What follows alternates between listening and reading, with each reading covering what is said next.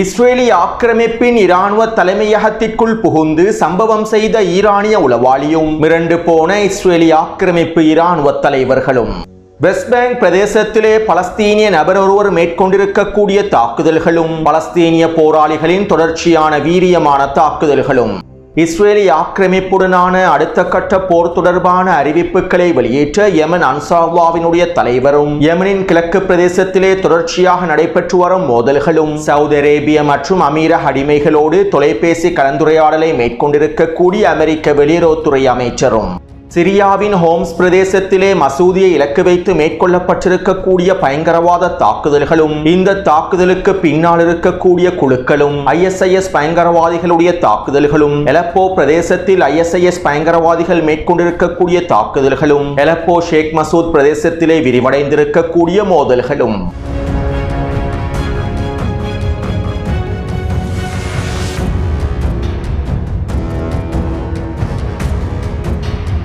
நேற்று மாலை நெட்டன்யாஹூ விசேட ஊடக அறிக்கை ஒன்றை வெளியிட்டிருந்தார். நாங்கள் சோமாலிலாந்து பிரதேசத்தினை ஒரு சுதந்திர நாடாக இறையாண்மை கொண்ட நாடாக அங்கீகரிக்கின்றோம். இஸ்ரேல் சோமாலிலாந்து பிரதேசத்தினை உத்தியோகபூர்வமாக அங்கீகரிக்கின்றது. சோமாலிலாந்தினுடைய ஜனாதிபதியோடு நாங்கள் கூட்டு ஒப்பந்தங்களையும் மேற்கொண்டுள்ளோம். இது ஆப்ரஹாம் உடன்படிக்கையினுடைய விரிவாக்கமாகும். சோமாலிலாந்து நாட்டினுடைய ஜனாதிபதி அப்துல் ரஹ்மான் முகமது அப்துல்லாஹியா அவர்களை நான் இஸ்ரேலுக்கு அழைக்கின்றேன். இஸ்ரேல் அவரை வரவேற்பதற்கு தயாராக இருக்கின்றது. மேலும் நாங்கள் ஒன்றிணைந்து பல வேலை திட்டங்களையும் முன்னெடுக்கப் போகின்றோம். சோமாலிலாந்துடனான எங்களுடைய கூட்டு ஒப்பந்தங்கள் இந்த பிராந்தியத்திலே பாதுகாப்பையும் பலப்படுத்தும், பிராந்தியத்திலே அமைதியை ஏற்படுத்துவதற்கும் வழிவகுக்கும் என நெட்டன்யாஹூ தெரிவித்துள்ளார். அதாவது ஏற்கனவே இருக்கக்கூடிய பல அரபு அடிமைகளோடு இன்னும் ஒரு புதிய அடிமையும் இஸ்ரேலிய ஆக்கிரமிப்புடன் ஒன்றிணைந்துள்ளது. அத்தோடு 2020 ஆண்டு காலப்பகுதியிலேயே இஸ்ரேலிய ஆக்கிரமிப்பு சோமாலிலாந்து பிரதேசத்தினை அங்கீகரித்து விட்டது. 20 வருடங்களுக்கு முன்பே ஐக்கிய அரபு அமீரகம் சோமாலிலாந்து பிரதேசத்தினை அங்கீகரித்துள்ளது. மேலும் ஆப்ரஹாம் உடன்படிக்கையில் ஐக்கிய அரபு அமீரகம் உத்தியோகபூர்வமாக இணைந்து கொண்டதற்கு பின்பு ஐக்கிய அரபு அமீரகமும் இஸ்ரேலிய ஆக்கிரமிப்பும் ஒன்றிணைந்து சோமாலிலாந்து பிரதேசத்திலே பல வேலை திட்டங்களை முன்னெடுத்திருந்தன. ஆப்பிரிக்காவினுடைய கொம்பு என்று அழைக்கப்படக்கூடிய பிரதேசத்திலே இருக்கக்கூடிய மூலோபாய முக்கியத்துவம் வாய்ந்த பிரதேசமாகவே இந்த சோமாலிலாந்து பிரதேசம் காணப்படுகின்றது. சோமாலியாவில் இருந்து பிரிந்து இந்த சோமாலிலாந்து பிரதேசம் உருவாக்கப்பட்டுள்ளது. மேலும் சோமாலியாவை விட சோமாலிலாந்து பிரதேசம் வளமிக்க பிரதேசமாகவே காணப்படுகின்றது. அத்தோடு சோமாலிலாந்து பிரதேசத்தினை இஸ்ரேலிய ஆக்கிரமிப்பு ஏன் உத்தியோகபூர்வமாக அங்கீகரிக்க வேண்டும் என்கின்ற கேள்விகள் உங்கள் மத்தியில் எழுந்திருக்கலாம். சோமாலிலாந்து பிரதேசத்தில் எவ்வாறு ஐக்கிய அரபு அமீரகம் அதனுடைய ஆதிக்கத்தினை நிலைநிறுத்தியுள்ளது? சோமாலிலாந்து பிரதேசத்தில் ஐக்கிய அரபு அமீரகம் எவ்வாறான வேலை திட்டங்களை மேற்கொண்டுள்ளது? ஐக்கிய அரபு அமீரகமும் இஸ்ரேலிய ஆக்கிரமிப்பும் ஒன்றிணைந்து சோமாலிலாந்து பிரதேசத்திலே எவ்வாறான வேலை திட்டங்களை மேற்கொண்டு வருகின்றார்கள்? சோமாலிலாந்தினுடைய ஜனாதிபதியோடு ஐக்கிய அரபு அமீரகமும் இஸ்ரேலிய ஆக்கிரமிப்பும் எவ்வாறான ஒப்பந்தங்களை மேற்கொண்டுள்ளது?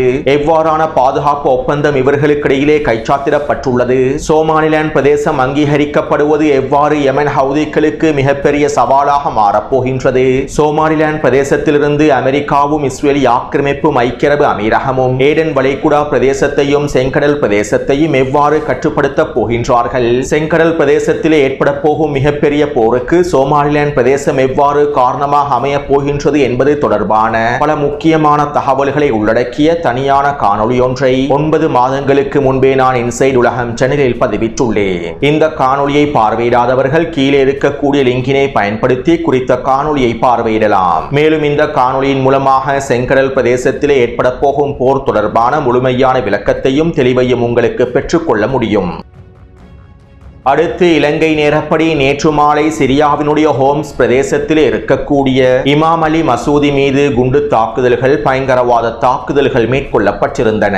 இமாம் அலி மசூதிக்குள்ளே வைக்கப்பட்டிருந்த ரகசியமான வெடிகுண்டுகள் வெடிக்க வைக்கப்பட்டதன் மூலமாகவே இந்த பயங்கரவாத தாக்குதல் மேற்கொள்ளப்பட்டிருப்பதாக தெரிவிக்கப்படுகின்றது. நேற்றைய தினம் ஜும்மா தொழுகை நடைபெற்றதற்கு பின்பே இந்த பயங்கரவாத தாக்குதல் மேற்கொள்ளப்பட்டுள்ளது. மேலும் இந்த தாக்குதலிலே கொல்லப்பட்டவர்களுடைய எண்ணிக்கையானது 12 25ஆக அதிகரித்திருப்பதாகவும் படுகாயமடைந்தவர்களுடைய எண்ணிக்கை 45ஆக உயர்ந்திருப்பதாகவும் தெரிவிக்கப்படுகின்றன.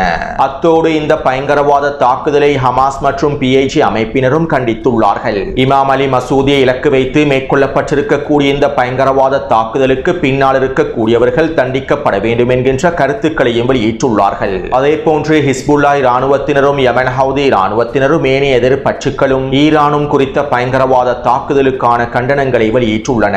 அத்தோடு இந்த தாக்குதலை நாங்கள் தான் மேற்கொண்டோம் என சரையா அன்சார் அல் சுன்னா என்கின்ற தக்ஃபீரி பயங்கரவாத குழுவானது அறிக்கைகளை வெளியிட்டுள்ளது. நாங்கள் தான் இந்த தாக்குதலை மேற்கொண்டோம். இனி வரக்கூடிய நாட்களில் சிரியாவுக்குள்ளே இருக்கக்கூடிய ஷியா அளவேற்றுக்கள் மற்றும் கிறிஸ்தவர்களுக்கு எதிராகவும் நாங்கள் அடுத்த கட்ட தாக்குதல்களை மேற்கொள்வோம் என சரையா அன்சார் அல் சுன்னா என்கின்ற தக்ஃபீரி பயங்கரவாத குழுவானது குறித்த அறிக்கையில் தெரிவித்துள்ளது. அத்தோடு இங்கிருக்கக்கூடிய இன்னும் ஒரு மிக முக்கியமான விடயம் என்னவென்றால், இந்த பயங்கரவாத தாக்குதலை மேற்கொண்டிருக்கக்கூடிய சரையா அன்சார் அல் சுன்னா என்கின்ற தக்ஃபீரி பயங்கரவாத குழுவானது இந்த வருடம் பிப்ரவரி மாதம் தான் உருவாக்கப்பட்டுள்ளது. அதாவது ஜூலானியின் STS படைப்பிரிவிலிருந்து இவர்கள் பிரிந்திருப்பதாகவும் STS தக்ஃபீரி படைப்பிரிவிலிருந்து பிரிந்து இந்த தனியான படைப்பிரிவை உருவாக்கி இருப்பதாகவும் தெரிவிக்கப்படுகின்றது. மேலும் இவர்கள் வெளியிட்டிருக்கக்கூடிய அறிக்கையிலும் இதனை சுட்டிக்காட்டியுள்ளார்கள். நாங்கள் தற்போது STS படைப்பிரிவிலிருந்து பிரிந்து தனியாக செயற்படுகின்றோம். மேலும் நாங்கள் STS படைப்பிரிவை மதிக்கின்றோம், அதன் கொள்கைகளை மதிக்கின்றோம். இருப்பினும் சிரியாவிலே நாங்கள் எங்களுடைய இலக்குகளை வேகமாக அடைந்து கொள்ள வேண்டும். இதற்காகவே தற்போது நாங்கள் சரையா அல் சுன்னா என்கின்ற படைப்பிரிவை உருவாக்கியுள்ளோம் என இந்த தக்ஃபீரி பயங்கரவாத குழுவானது குறித்த அறிக்கையில் தெரிவித்துள்ளது.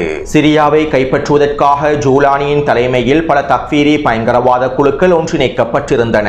மேலும் தற்போது இந்த தக்ஃபீரி பயங்கரவாத குழுக்கள் தனியாக இயங்குவதற்கு திட்டமிட்டுள்ளார்கள். அத்தோடு இந்த சரையா அல் சுன்னா என்கின்ற தக்ஃபீரி பயங்கரவாத குழுவானது ஜூலானிக்கு எதிரான பயங்கரவாத குழு அல்ல, ஜூலானியை ஆதரிக்கக்கூடிய பயங்கரவாத குழுவாகும். ஏற்கனவே ஜூலானியோடு ஒன்றிணைந்த பல தக்ஃபீரி பயங்கரவாத குழுக்கள் ஜூலானிக்கு எதிராக திரும்பியுள்ளார்கள். இவை தொடர்பாக முன்னே காணொளிகளில் குறிப்பிட்டிருந்தேன். ஆனால் இந்த சரையா அல் அன்சார் என்கின்ற தக்ஃபீரி பயங்கரவாத குழு ஜூலானிக்கு எதிரான குழு அல்ல. இருப்பினும் இந்த தக்ஃபீரி பயங்கரவாத குழு STC படைப்பிரிவில் இருந்து கொண்டு சிரியாவின் அரசு இராணுவத்தில் இருந்து கொண்டு இந்த பயங்கரவாத தாக்குதல்களை மேற்கொள்ள முடியாது. அவ்வாறு மேற்கொண்டால் ஜூலானியின் அரசாங்கத்திற்கு எதிரான எதிர்ப்புகள் அதிகரிக்கும். எனவே ஜூலானியை ஆதரிக்கக்கூடிய இந்த தக்ஃபீரி பயங்கரவாத குழுவானது STC படைப்பிரிவிலிருந்து வெளியேறி தற்போது தனியான பயங்கரவாத குழுவாக அடையாளப்படுத்தப்பட்டு இந்த பயங்கரவாத தாக்குதல்களை மேற்கொண்டுள்ளது. அத்தோடு இந்த பயங்கரவாத தாக்குதல் தொடர்பான விசாரணைகளை நாங்கள் மேற்கொள்வோம் என்று ஜூலானியின் அரசாங்கம் தெரிவித்துள்ளது. மேலும் குறித்த பயங்கரவாத தாக்குதலை கண்டித்து ஜூலானியின் அரசாங்கம் எந்தவிதமான அறிக்கைகளையும் வெளியிடவில்லை. அடுத்து நேற்றிரவு எலப்போவிலிருந்து ரக்காவுக்கு செல்லக்கூடிய பிரதான வீதியில் ஜூலானியின் STS படைகளுக்கு எதிரான தாக்குதல்களை ISIS பயங்கரவாதிகள் மேற்கொண்டுள்ளார்கள். ஜூலானியின் STS படைப்பிரிவிலிருந்து பிரிந்து சென்றிருக்கக்கூடிய பல தக்ஃபீரி பயங்கரவாத குழுக்கள் அவர்களுடைய தலைமை குழுவான ISIS பயங்கரவாத குழுவோடு ஒன்றிணைந்துள்ளார்கள். இவ்வாறு ஒன்றிணைந்து உருவாக்கப்பட்டிருக்கக்கூடிய சிரியாவின் புதிய ISIS பயங்கரவாத குழுவே ஜூலானியின் STS படைகளுக்கு எதிரான தாக்குதல்களை மேற்கொண்டுள்ளது. இந்த தாக்குதலிலே 2 வாகனங்கள் இலக்கு வைக்கப்பட்டிருப்பதாகவும் இந்த வாகனங்களுக்குள்ளே இருந்து STS படைப்பிரிவை சேர்ந்தவர்கள் கொல்லப்பட்டிருப்பதாகவும் தெரிவிக்கப்படுகின்றது. அத்தோடு இந்த தாக்குதலை நாங்கள் தான் மேற்கொண்டுள்ளோம் என ISIS பயங்கரவாதிகள் தெரிவித்துள்ளார்கள். இருப்பினும் இவை தொடர்பான தகவல்களை சிரியாவினுடைய அரசாங்கம் ஜூலானியினுடைய அரசாங்கம் வெளிப்படுத்தவில்லை. சிரியாவினுடைய ஊடகங்களும் இந்த தாக்குதலுக்கு பின்னால் ISIS பயங்கரவாதிகள் தான் இருக்கின்றார்கள் என்பதனை அம்பலப்படுத்தவில்லை. ஏனென்றால் ஜூலானியின் நெருங்கிய நண்பரான சுஃபியானினுடைய தலைமையிலேயே இந்த புதிய ISIS பயங்கரவாத குழு வழிநடத்தப்படுகின்றது. எனவே தன்னுடைய நண்பன் சுஃபியான் தனக்கு எதிராக திரும்பியுள்ளான் என்கின்ற விடயத்தினை ஜூலானியும் ஜூலானியின் அரசாங்கமும் வெளிப்படுத்த விரும்பவில்லை. மேலும் சுஃபியான் தொடர்பான பல தகவல்களையும் சிரியாவினுடைய ஊடகங்கள் முழுமையாக மூடி மறைத்து வருகின்றன. ஜூலானிக்கும் அவருடைய நண்பரான சுஃபியானுக்கும் இடையில் ஏற்பட்டிருக்கக்கூடிய அதிகார மோதல் தொடர்பான பல தகவல்களை சிரியாவினுடைய ஊடகங்கள் மறைத்து வருகின்றன. அத்தோடு இங்கிருக்கக்கூடிய இன்னும் ஒரு வேடிக்கையான விடயம் என்னவென்றால், ஹோம்ஸ் பிரதேசத்திலே இமாம் அலி மசூதியை இலக்கு வைத்து மேற்கொள்ளப்பட்டிருக்கக்கூடிய பயங்கரவாத தாக்குதல்களை துருக்கியினுடைய வெளியுறவுத்துறை அமைச்சகம் வன்மையாக கண்டித்துள்ளது. மேலும் சிரியாவுக்குள்ளே மேற்கொள்ளப்பட்டு வரக்கூடிய ISIS பயங்கரவாதிகளுடைய தாக்குதல்களையும் துருக்கியினுடைய வெளியுறவுத்துறை அமைச்சகம் கண்டித்துள்ளது. பல தக்ஃபீரி பயங்கரவாத குழுக்களை ஒன்றிணைத்து ISIS பயங்கரவாதிகளை ஒன்றிணைத்து சிரியாவை கைப்பற்றுவதற்கு ஜூலானியின் தலைமையில் அனைத்து வேலை திட்டங்களையும் மேற்கொண்ட துரோகி அர்துகான் தற்போது இந்த பயங்கரவாத தாக்குதல்களுக்கான கண்டன அறிக்கைகளை வெளியிடுவது வேடிக்கையான விடயமாகவே இருக்கின்றது. துரோகி அர்துகானினுடைய தலைமையில் ஒன்றிணைக்கப்பட்ட தக்ஃபீரி பயங்கரவாத குழுக்களுடைய பயங்கரவாத தாக்குதல்களுக்கு துரோகி அர்துகானினுடைய அரசாங்கம் கண்டன அறிக்கைகளை வெளியிடுவது உண்மையிலேயே வேடிக்கையான விடயமாகவே பார்க்கப்படுகின்றது.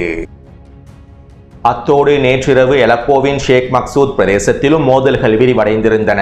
கடந்த 4 நாட்களுக்கு முன்பு குறித்த பிரதேசத்திலே ஜூலானின் எஸ்டிஎஸ் படைப்பிரிவுகளுக்கும் குர்திஷ் படைப்பிரிவான எஸ்டிஎஃப் படைப்பிரிவுக்கும் இடையில் மோதல்கள் ஆரம்பமாக இருந்தன. பிறகு இரு தரப்பினரும் தாக்குதல்களை நிறுத்தியிருந்தார்கள். இப்படியான நிலைமையிலேயே நேற்றைய தினம் மீண்டும் இரு தரப்பினருக்கும் இடையில் மோதல்கள் விரிவடைந்துள்ளன. இன்னும் ஒரு வாரத்திற்குள்ளே குர்திஷ் படைகளுக்கு வழங்கப்பட்டிருக்கக்கூடிய காலக்கெடு முடிவடைவதனால் ஜூலானியின் படைப்பிரிவுகள் குறித்த பிரதேசத்தில் தாக்குதல்களை அதிக படுத்தியுள்ளார்கள். அலப்போவின் ஷேக் மக்சூத் பிரதேசமானது குர்திஷ் படைப்பிரிவான எஸ்டிஎஃப்பின் கட்டுப்பாட்டிலேயே இருக்கின்றது. எனவே இந்த பிரதேசத்தினை கைப்பற்றிக் கொள்வதற்காகவே ஜூலானின் எஸ்டிஎஸ் படைகள் முயற்சி செய்கின்றன. அத்தோடு சிரியாவின் வடக்கு பிரதேசத்திலே துருக்கியினுடைய தரைப்படையினரும் துருக்கியினுடைய ஆயுதங்களும் போர் வாகனங்களும் முழுமையாக களமிறக்கப்பட்டு வருகின்றன. குர்திஷ் படைப்பிரிவுகளுக்கு எதிரான அடுத்த கட்ட தாக்குதல்களை ஆரம்பிப்பதற்காகவே இந்த தயார்படுத்தல்கள் மேற்கொள்ளப்பட்டு வருகின்றன.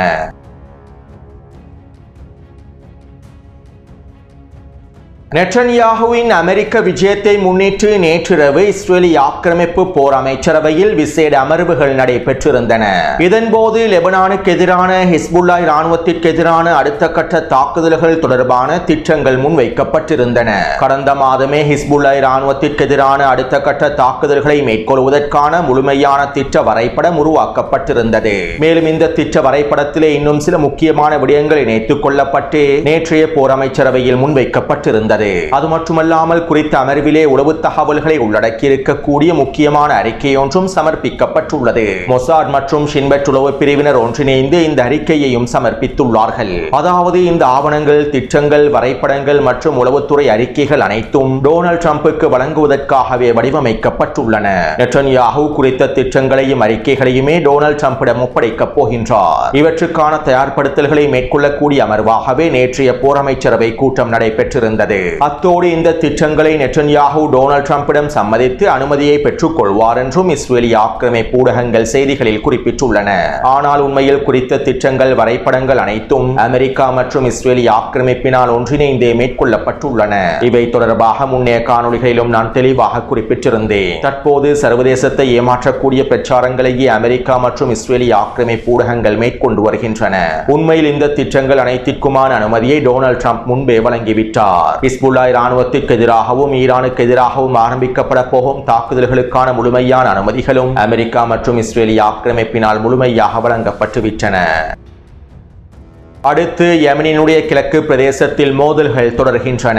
யெமனின் கிழக்கு பிரதேசமான ஹதர்மௌத் மற்றும் அல் மஹரா பிரதேசத்திலேயே சவுதி அரேபிய ஆதரவு கூற்றுப்படைகளும் ஐக்கிய அரபு அமீரக ஆதரவு கூற்றுப்படைகளும் மோதிக்கொள்கின்றார்கள். மேலும் இந்த மோதல்கள் தொடர்பான காணொளிகளை டெலிகிராம் சேனலில் பதிவிட்டுள்ளேன். அத்தோடு சவுதி அரேபிய கூற்றுப்படைகளுடைய தளபதிகள் சவுதி அரேபியாவிடம் கோரிக்கை ஒன்றை முன்வைத்துள்ளார்கள். எங்களால் குறித்த பிரதேசங்களை விட்டுக் கொடுக்க முடியாது. யெமனின் கிழக்கு பிரதேசமான ஹதர்மௌத் மற்றும் அல் மஹரா பிரதேசத்தில் இருக்கக்கூடிய எண்ணெய் வளங்களை அமீரக படைகளுக்கு எங்களுக்கு விற்று கொடுக்க முடியாது. இதனால் இராணுவ ரீதியான உதவிகளை சவுதி அரேபியா எங்களுக்கு அவசரமாக வழங்க வேண்டும். நாங்கள் அமீரக படைகளுக்கு எதிரான தாக்குதல்களை மேற்கொண்டு எங்களுடைய பிரதேசங்களை முழுமையாக மீட்டெடுக்க வேண்டும். இதற்காக சவுதி அரேபியா இராணுவ ரீதியாக எங்களுக்கு முழுமையான ஆதரவையும் உதவிகளையும் வழங்க வேண்டும். இல்லாவிட்டால் இராஜதந்திர பேச்சுவார்த்தைகள் மூலமாகவாவது குறித்த பிரதேசங்களை நாங்கள் மீட்டெடுக்க வேண்டும் என சவுதி அரேபிய கூட்டுப்படைகளுடைய தளபதிகள் சவுதி அரேபியாவிடம் கோரிக்கைகளை முன்வைத்து உள்ளார்கள். அத்தோடு சவுதி அரேபிய கூற்றுப்படைகள் மேற்கொண்டிருக்கக்கூடிய தாக்குதல்களினால் யெமனின் வடகிழக்கு பிரதேசத்தில் இருக்கக்கூடிய மலைப்பகுதிகளில் இருந்து அமீரகத்தினுடைய கூற்றுப்படைகள் பின்வாங்கியுள்ளன.